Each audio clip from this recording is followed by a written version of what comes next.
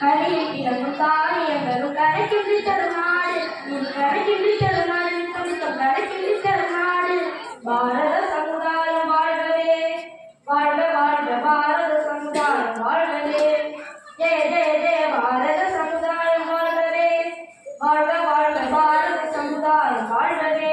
அனைவருக்கும் வணக்கம். நான் இன்று பேச எடுத்துக்கொண்ட தலைப்பு விடுதலை போராட்ட வீரர் ஐயா மருதையார். இந்திய விடுதலை என்பது 300 ஆண்டுகால வரலாறு.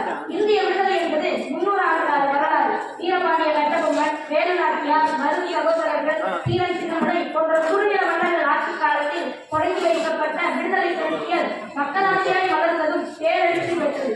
30 கோடி முகமுடைய இந்திய துணைக்கண்டத்தில் ஒவ்வொருவரின் கனவாக நடந்து கொண்டிருக்கும் போராட்டம் இருக்கு.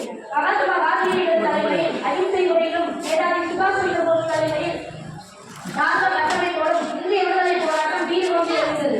தமிழ்நாட்டில் கப்பலோட்டிய தமிழர் வாவு சிதம்பரனார், மகாகவி பாரதியார், சிந்தனை சித்தி சிந்தாரவேல, கர்மவீரர் காமராஜர் எண்ணற்ற தலைவர்கள் இந்திய விடுதலை போராட்டத்திற்காக தங்களை அர்ப்பணித்துள்ளனர். அவர்களை பின்பற்றி லட்சக்கணக்கான தமிழர்கள் விடுதலை போராட்டத்தில் தங்களை அர்ப்பணித்துள்ளனர்.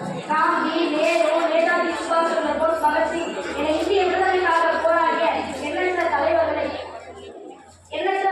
வீரர்களின் வரிசையில் நாம் போற்றப்பட வேண்டிய எண்ணற்ற எளிய மனிதர்கள் நம் நினைவுகளில் இல்லாமல் இந்நிலத்தில் குறைக்கப்பட்டிருக்கிறார்கள். அந்த வரிசையில் நாம் கொண்டாடப்பட வேண்டிய பேராவூரணி மண்ணில் மைந்த விடுதலை போராட்ட வீரர் ஐயா மருதையாவை பற்றி பேச வருகிறேன். புரட்சிக்காரர் மருதையாவை பற்றி அறிந்திருக்கிறோமா? நாம் ஓடி ஆடிய வீடுகளில் அவரும் விளையாடி இருக்கிறார் என்று உங்களுக்கு தெரியுமா? பொன்னாத்தண்டிக்காரர் சிதம்பரம் சாலையில் குடிசை வீட்டில் குடியிருந்திருக்கிறார் என்று உங்களுக்கு தெரியுமா? அவர்தான் நேதாஜி சுபாஷ் சந்திர போஸ் அழைப்பின் பெயர் இந்திய தேசிய ராணுவத்தில் பணியாற்றியவர். திருமணமான 1 மாத காலத்திற்குள் கருவிட்டிருந்த தனது இளம் மனைவி இங்கேயே விட்டுவிட்டு பிறக்கும் குழந்தையை தேசபக்தராக வளர்த்தது என்று கூறிவிட்டு விடுதலை வேள்வியில் தன்னை அர்ப்பணித்துக் கொண்டவர். நேதாஜி சுபாஷ் சந்திர போஸ் உருவாக்கிய இந்திய தேசிய ராணுவத்தில் கொரில்லா ரெஜிமெண்டில் கடுமையான